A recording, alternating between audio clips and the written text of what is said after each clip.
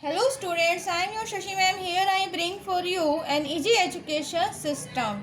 Students आज हम कर रहे हैं बैंक रिकन्सिलिएशन स्टेटमेंट में second type of question balance as per passbook. Last class में मैंने आपको समझाया था balance as per cash book. ये हमने एक क्वेश्चन लिया था जिसमें हमारे पास बैलेंस था balance as per cash book और हमने उसको समझा था। ठीक है, आज मैंने आपको समझाना है बैलेंस एज पर अगर पासबुक हमारे पास हो तो हमें क्या करना है। आपको इन दोनों के बीच का डिफरेंस अच्छे से समझ लेना है। अगर आप आज की क्लास में अच्छे से चीज़ों को समझ लेते हैं तो आपके लिए चैप्टर जो है वो बहुत आसान हो जाएगा। ठीक है, तो एक बार मैं दोबारा से आपको समझा देती हूँ कि हमारे पास कितने तरीके के क्वेश्चंस आते हैं। 4 तरीके के क्वेश्चंस आते हैं। एक होता है बैलेंस एज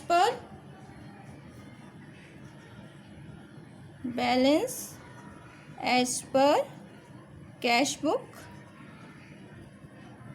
इसमें फिर हमारे पास 2 तरीके के बैलेंस होते हैं, फेवरेबल बैलेंस और अनफेवरेबल बैलेंस। ठीक है, उसके बाद हमारे पास दूसरा क्वेश्चन होते हैं बैलेंस एज पर पासबुक। ठीक है, इसमें भी हमारे पास 2 तरीके के बैलेंस होते हैं, फेवरेबल और अनफेवरेबल। ठीक है, लास्ट क्लास में भी मैंने आपको समझाया था, दोबारा से रिपीट कर रही हूँ जिससे आपको और अच्छे से समझ में आ जाए। अब मैंने आपको ये समझाया था कि अगर हम क्वेश्चन को इस तरीके से करते हैं जिसमें हम ये वाला फॉर्मेट लेते हैं particulars plus item minus item, तो आपको बस इतना ध्यान रखना है कि हमारे पास अगर फेवरेबल बैलेंस है तो हमें प्लस आइटम में लिख देना है और अनफेवरेबल बैलेंस है तो माइनस आइटम में लिखना है, चाहे balance as per cash book हो या पासबुक हो। ठीक है, इतना आपको समझ में आया कि फेवरेबल है तो प्लस आइटम में लिखना है और अनफेवरेबल है तो माइनस में।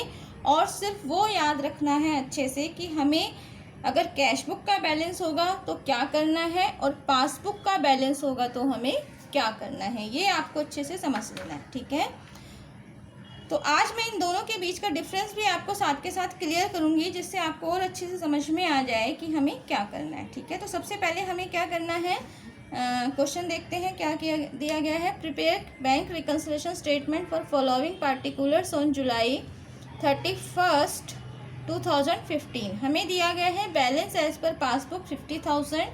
तो हम सबसे पहले क्या करेंगे, ये फॉर्मेट बनाएंगे और यहाँ पर लिखेंगे बैलेंस एज पर पासबुक 50,000। ठीक है, बैलेंस एज पर पासबुक हम 50,000 लिख देंगे।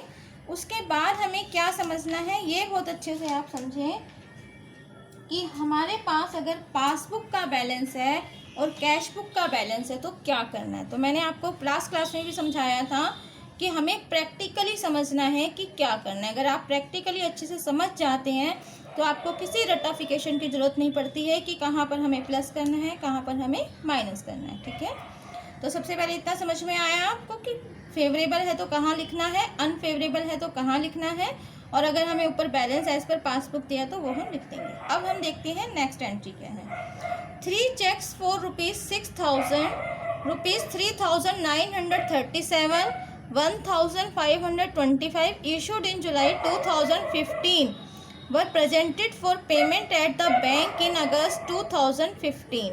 इसका मतलब ये हुआ कि हमने 3 चेक्स इशू किए थे जुलाई 2015 में, लेकिन वो बैंक में कब प्रेजेंट हुए हैं, अगस्त 15 में। तो यहाँ आपको बहुत ज़रूरी है ये डेट्स का, मंथ का ध्यान रखना। ठीक है, क्योंकि हम बैंक रिकन्सिलिएशन बना रहे हैं 31 जुलाई को, हमें बैलेंस कब टैली करना है, 31 जुलाई को। तो अगर हमारे पास चेक्स अगस्त में आ रहे हैं तो हम यही मानेंगे कि हमारे चेक्स जो हैं वो अभी तक पेमेंट के लिए नहीं आए।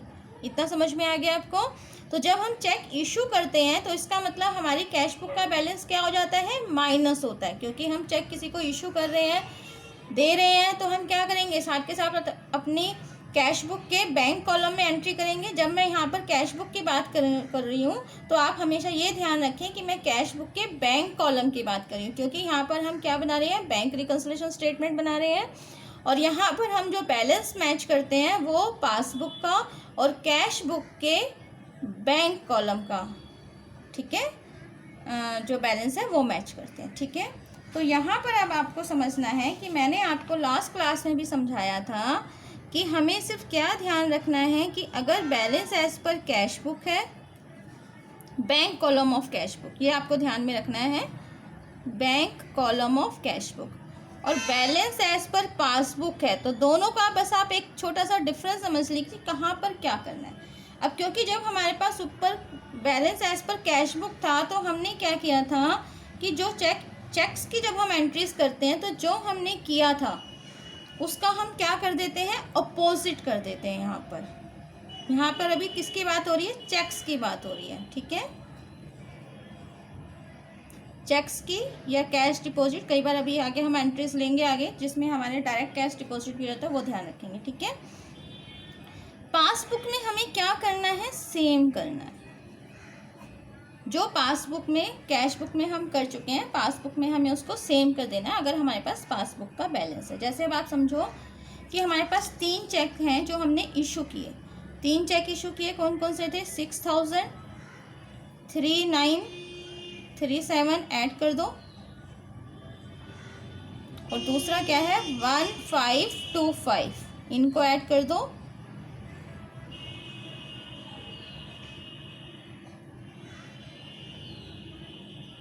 कितना आया 11,000, कितना आया 11,462। इतने के चेक्स हमने इशू किए, लेकिन क्या हुआ, वो अभी तक जिस डेट को हम स्टेटमेंट बना रहे हैं वो हमारे अकाउंट में पेमेंट के लिए नहीं आए। इसका मतलब पासबुक से ये बैलेंस हमारा अभी सब्ट्रैक्ट नहीं हुआ, माइनस नहीं हुआ। तो अगर कैश बुक का बैलेंस होता तो हम क्या करते, प्लस आइटम में लिखते, ऑपोजिट करना होता है क्योंकि हमने इसको पहले सब्ट्रैक्ट माइनस कर दिया था, तो हम अब प्लस आइटम में लिख देते। लेकिन हमारे पास क्योंकि बैलेंस एज पर पासबुक है इस क्वेश्चन में, तो हम क्या करेंगे, सेम, हमने यहाँ पर माइनस कर दिया था तो हम पासबुक में भी क्या करेंगे, माइनस आइटम में लिखेंगे। कैसे लिखेंगे, हम लिखेंगे cheques issued but not presented for payment 6000, सब सारे नंबर्स हम दिखा देंगे यहाँ पर, और उसके बाद ऐड करके हम किस में लिख देंगे, माइनस आइटम में लिख देंगे। समझ में आया इतना आपको? तो आपको ये चेक्स के उसमें क्या ध्यान में रखना है कि जब हम कैश बुक में जो हमने किया था उसका सेम हमें, अब पासबुक का बैलेंस है तो सेम करना है, कैश बुक का बैलेंस है तो अपोजिट करना है। ठीक है, ये देखो जैसे हमने यहाँ पर किया था, चेक्स डिपॉजिट, चेक इशूड, जब हमारे पास balance as per cash book है तो हम क्या करें, cheque issued but not presented for payment, यहाँ पे हम प्लस में लिख रहे हैं क्योंकि हमने माइनस कर दिया था। और अगर बैलेंस एज पर पासबुक है तो हम कहाँ लिख रहे हैं, सेम एंट्री है, चेक इशूड, माइनस में लिख रहे हैं। इतना डिफरेंस आपको समझ में आ गया?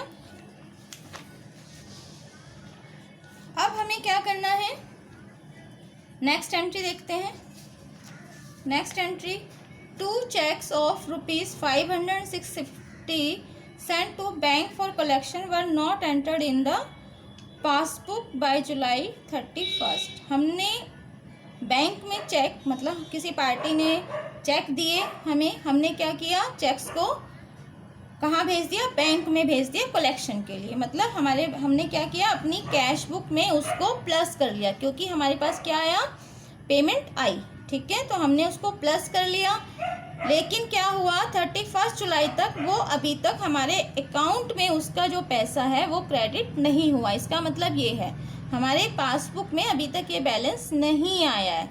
तो हमने क्या किया था, यहाँ पर अपने कैश बुक में बैंक बैलेंस में इसको प्लस कर दिया था। हमारी कैश बुक का बैलेंस जो था वो बैंक का कॉलम बढ़ गया। ठीक है, कैश बुक का बैलेंस बढ़ गया, लेकिन पासबुक में ये ऐड नहीं हुआ। तो अब हम इसको क्या करेंगे, सेम करेंगे, पासबुक की प्लस आइटम में इन दोनों चेक्स को प्लस करके लिख देंगे, cheque sent for collection but not collected yet 500 + 60, दोनों को ऐड करेंगे तो 1150। अब आपको समझ में आ रहा है मैं क्या कहना चाह रही हूँ कि अगर हमने कैश बुक में अगर हमारा बैलेंस माइनस हो गया होगा तो यहाँ पर अगर पासबुक का बैलेंस है तो हम क्या करेंगे, माइनस कर देंगे, अगर प्लस हो गया होगा तो यहाँ प्लस कर देंगे। इतना समझ में आया आपको? ये दो एंट्रीज के लिए आपको ये ध्यान रखना है। उसके बाद हमारे पास नेक्स्ट एंट्री क्या है, bank charges. The bank charges for rupees 460 for its commission and allowed interest ₹100। यहाँ पर बैंक हमसे चार्ज कर रहा है 460 रुपीज़।